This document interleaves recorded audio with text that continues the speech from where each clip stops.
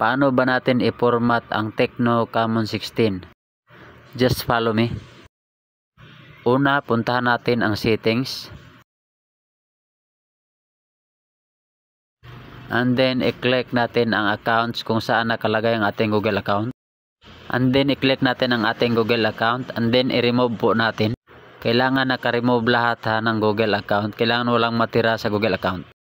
Kapag nanghingi ng password, pag remove ninyo sa inyong account, i-input lang ninyo ang inyong password. And then, i-off lang ang autosync. Pagkatapos, click back. Then, click system. Take note guys, mawawala po lahat ang files. And then, click reset option. And then, i-click ang erase all data. Then, click again erase all data.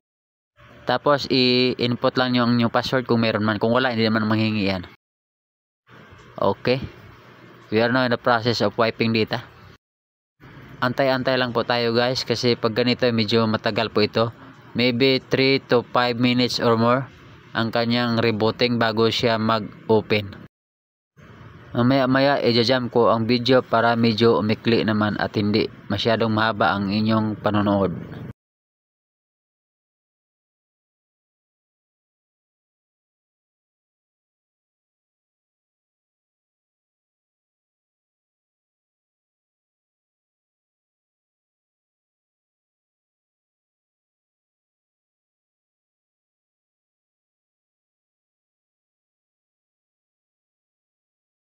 Okay po, video jump.